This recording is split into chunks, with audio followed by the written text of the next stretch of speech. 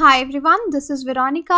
आज हम गवर्नमेंट की एक स्कीम के बारे में बात करेंगे जिसका नाम है युवा सहकार स्कीम। ये cooperative enterprise support and innovation scheme है। कोऑपरेटिव्स को देश में बूस्ट देने की जो ज़रूरत है, यूथ को इस तरफ अट्रैक्ट करने के लिए स्कीम जो है वो लाई गई है। इसी के बारे में आज हम डिटेल में डिस्कस करेंगे। Yuva Sahakar cooperative enterprise support and innovation scheme. आप मेरे वीडियो अपडेट्स के लिए मुझे फॉलो कर सकते हैं इंस्टाग्राम एंड फेसबुक पे। ये है हमारा चैनल स्टडी IQ। अगर आप किसी भी तरह के गवर्नमेंट एग्जाम की तैयारी कर रहे हैं तो हमारे pen drive and tablet courses भी अवेलेबल हैं। अगर आप इनमें से किसी भी कोर्स के बारे में कोई भी जानकारी लेना चाहते हैं तो आप हमारे नंबर्स पे कॉल कर सकते हैं या फिर हमारी वेबसाइट भी विजिट कर सकते हैं। जो PDF है इस लेक्चर का वो आपको हमारी वेबसाइट पर मिल जाएगा, जो कि हिंदी और इंग्लिश दोनों ही भाषाओं में अवेलेबल रहता है। और यहाँ पर आप देख सकते हैं जो भी कोर्सेज हमारे पास अवेलेबल हैं, इनके बारे में आप कोई भी जानकारी ले सकते हैं। एग्जाम के हिसाब से देखिए इसका क्या रेलेवेंस है। पेपर जो आपका 2 है गवर्नेंस का, वहाँ पे ये टॉपिक आपका कवर होता है, गवर्नमेंट स्कीम्स एंड पॉलिसीज जितनी भी होती हैं। उसके बाद प्रीलिम्स आ रहा है तो ऑब्वियसली गवर्नमेंट स्कीम्स बहुत इंपॉर्टेंट है, ये टॉपिक बहुत इंपॉर्टेंट है। इसके फीचर्स ऑब्जेक्टिव लेवल पे आपको पर्टिकुलर्स जो है स्कीम के वो पता होने चाहिए, और सब्जेक्टिव लेवल पे कोऑपरेटिव बिजनेस वेंचर्स जो हैं उनको हमने कैसे प्रमोट करना है, गवर्नमेंट क्या स्टेप्स ले रही है या क्या चैलेंजेस हैं उसके सामने, वहाँ पर आप इसको इंक्लूड कर सकते हैं। अब देखिए न्यूज़ में क्यों है, क्योंकि रिसेंटली जो NCDC है यानी नेशनल कोऑपरेटिव डेवलपमेंट कॉरपोरेशन जो है वो एक नई स्कीम लेके आया है, युवा सहकार। इसको नवंबर 2018 में लॉन्च किया गया था।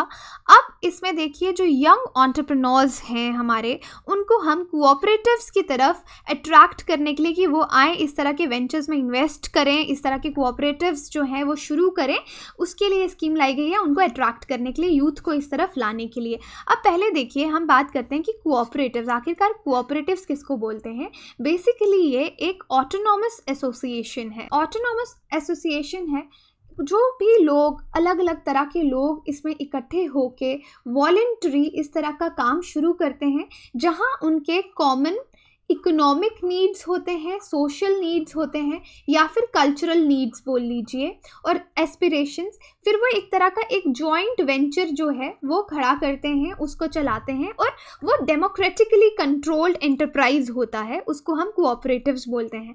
इंडिया में कोऑपरेटिव्स की बहुत सारी एग्जांपल्स हैं। अमूल आपने सुना होगा, ये इंडिया का one of the biggest cooperative है। इसके बाद मदर डेयरी है, इंडियन कॉफ़ी हाउस है, और भी इस तरह के कई कोऑपरेटिव्स भारत में चल रहे हैं। आप भी मुझे कमेंट बॉक्स में आप कौन कौन से कोऑपरेटिव्स को जानते हैं, जिनके नाम आपने सुने हैं, आप कमेंट बॉक्स में बता सकते हैं। अब यहाँ पे जो NCDC है, यहाँ पे इसका फुल फॉर्म मैं आपको बता चुकी हूँ, नेशनल कोऑपरेटिव डेवलपमेंट कॉरपोरेशन। ये यहाँ पे हम शॉर्ट में इसको यूज़ करेंगे।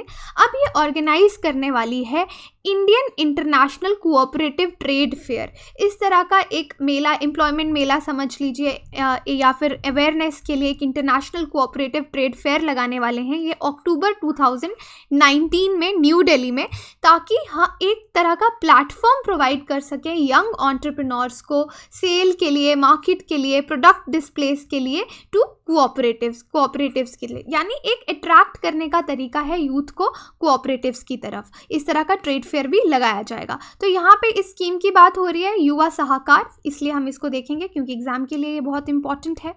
देखिए मेन ऑब्जेक्टिव यहाँ पे इसका क्या है कि पहले तो यूथ को अट्रैक्ट किया जा रहा है कोऑपरेटिव बिजनेस वेंचर्स शुरू करने के लिए। इस स्कीम को लिंकअप किया गया है CSIF के साथ। CSIF क्या है? Cooperative startup and innovation fund, और इसको क्रिएट किया गया NCDC द्वारा। और इसमें आप देख सकते हैं कि कितना पैसा रखा गया है इसके लिए, 1000 करोड़। ओके, ये आपका प्रीलिम्स के हिसाब से इम्पॉर्टेंट है कि सबसे पहले NCDC किसके द्वारा इम्प्लीमेंट कौन कर रहा है इसको, कितना इसके लिए फाइनेंशियल अमाउंट कितना रखा गया है, राइट।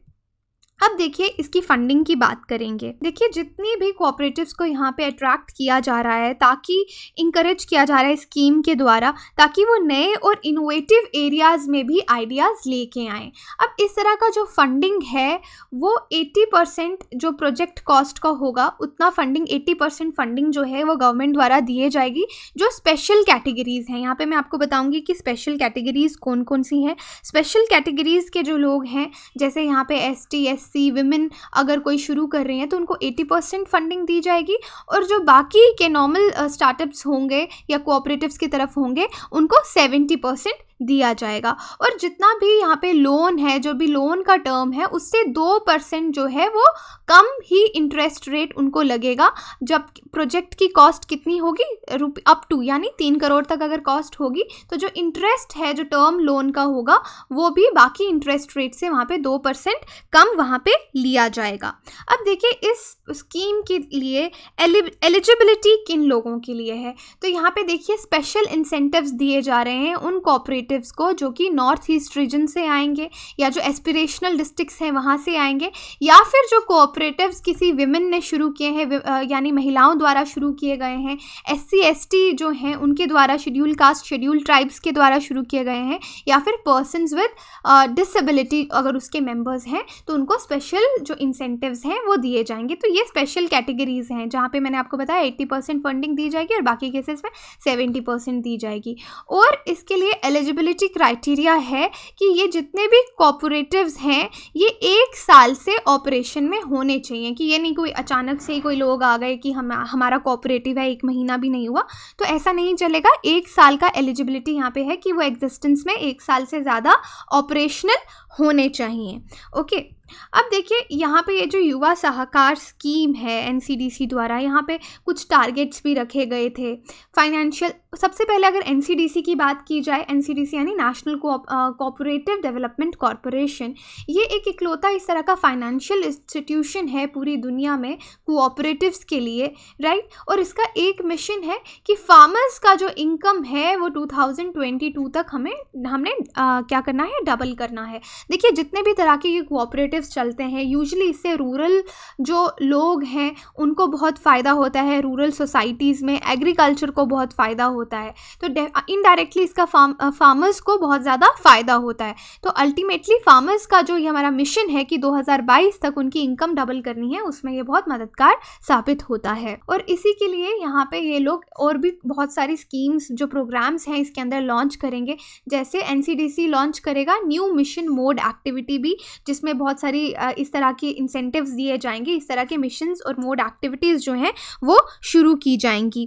देखिए यहाँ पे NCDC बहुत सारी कोशिश कर रहा है, जैसे असिस्टेंस दी जाएगी कोऑपरेटिव्स को, इस तरह के 222 डिस्ट्रिक्ट्स जो हैं वो आइडेंटिफाई किए गए हैं, अपना किसान रिसोर्स सेंटर्स जो हैं वो खोले जाएंगे, जो act east and north east cooperatives हैं उनको इंसेंटिव्स दिए जाएंगे। और उसके बाद जो कोऑपरेटिव रिसर्च एंड डेवलपमेंट है या कैपेसिटी डेवलपमेंट है, सहकार 22 यानी यहाँ पे 2022 की इनकम की फार्मर्स की बात की जा रही है, तो इसके लिए बहुत सारे इंसेंटिव्स और प्रोग्राम्स जो इस स्कीम के अंदर हैं वो रखे जाएंगे।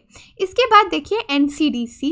अब NCDC क्या है ये जानना इंपॉर्टेंट है। ये नोडल एजेंसी है, ये किसके अंडर आती है, ministry of agriculture and farmers welfare.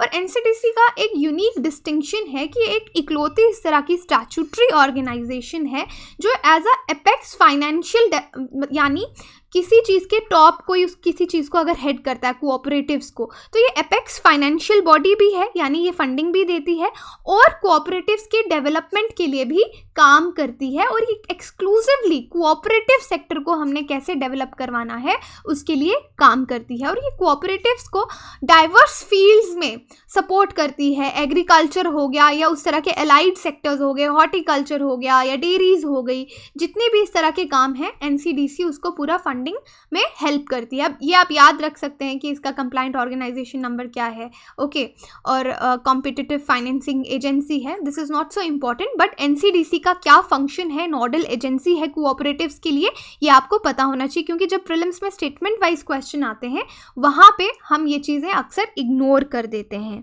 Right. अब देखिए जो गवर्नमेंट है वो कोऑपरेटिव्स को डेवलप करवाने के लिए देश में बहुत सारे नए नए प्रोग्राम्स लेके आ रही है, फाइनेंशियल स्कीम्स प्रोग्राम्स आ रहे हैं जो कि फार्मर्स को हेल्प करेंगे थ्रू दीज कोऑपरेटिव्स की तरफ से। जैसे कोऑपरेटिव बैंक्स भी होते हैं, तो वहाँ पे फार्मर्स को लोन बहुत कम इंटरेस्ट रेट पे दिए जाते हैं, राइट। और उसके बाद यहाँ पे गवर्नमेंट ने जो अभी लेटेस्ट ये 84th जनरल काउंसिल मीटिंग हुई है NCDC की, रिसेंटली 84th जनरल जो मीटिंग हुई है, वहाँ पे इन्होंने कहा है कि जो करंट 2018 और 19 का फाइनेंशियल ईयर है, यहाँ पे काफ़ी कुछ अचीव किया है एनसीडीसी ने, यानी यहाँ पे 222% की डिसबर्समेंट्स जो हैं पिछले लास्ट 5 सालों में, अगर हम उससे पिछले 5 सालों से कंपेयर करें तो 222% जो यहाँ पे डिसबर्समेंट्स हैं वो इंक्रीज़ हुई हैं, यानी वो पैसा फार्मर्स की तरफ गया है। तो ये एक मैटर है प्राइड का एनपीए के लिए फॉर द कॉरपोरेशन कि ये मेंटेन कर पा रहे हैं 0% विद रिकवरी रेट, यानी जो रिकवरी है वो भी यहाँ पे 98% कोऑपरेटिव्स में देखी गई है। अब यहाँ पे देखिए एनसीडीसी और भी बहुत एरियाज़ में स्टेक होल्डर्स लेके आता है, जैसे आपका APEDA है। APEDA क्या है आपका? Agricultural and processed food products export development authority. तो इन लोगों ने साथ मिलके कॉमन एरियाज़ देखे हैं कि कहाँ पे ये लोग साथ मिलके काम कर सकते हैं, कोलैबोरेट कर सकते हैं, यानी एग्रीकल्चर को जैसे हॉर्टिकल्चर के साथ अगर मिक्स करके काम करना है, राइट, उस लाइंस पे पॉलिसीज़ गवर्नमेंट कैसे बनाए, ये गवर्नमेंट को वो चीज़ भी सजेस्ट करते हैं। और जो एनसीडीसी है ये एक स्टैट्यूटरी, जैसे मैंने बताया, ये ऑर्गेनाइजेशन है और ये 13 मार्च 1963 से जो है ये काम कर रही है, इस्टेब्लिश की गई थी।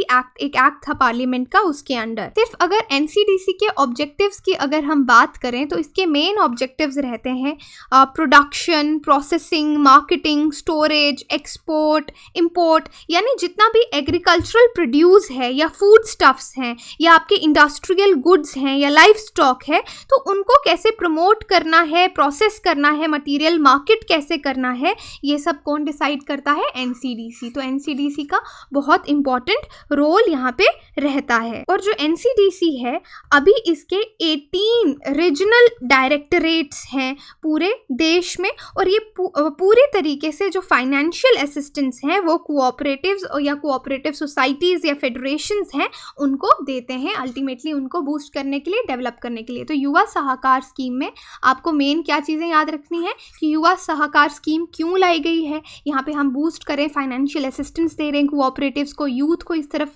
अट्रैक्ट करने की कोशिश कर रहे हैं। इसको इम्प्लीमेंट कौन कर रहा है? नोडल एजेंसी कौन सी है? एनसीडीसी। एनसीडीसी के क्या ऑब्जेक्टिव्स हैं, क्या फंक्शंस हैं, ये आपको याद रखना है। या कोऑपरेटिव्स क्या होते हैं, फेमस कोऑपरेटिव्स इंडिया के कौन कौन से हैं, इस तरह के सवाल आपको एमसीक्यूज़ में मदद करेंगे। यही था हमारा आज का लेक्चर, छोटी सी स्कीम थी ये। अगर आपकी कोई भी क्वेरी हो आप मुझे कांटेक्ट कर सकते हैं। Thank you.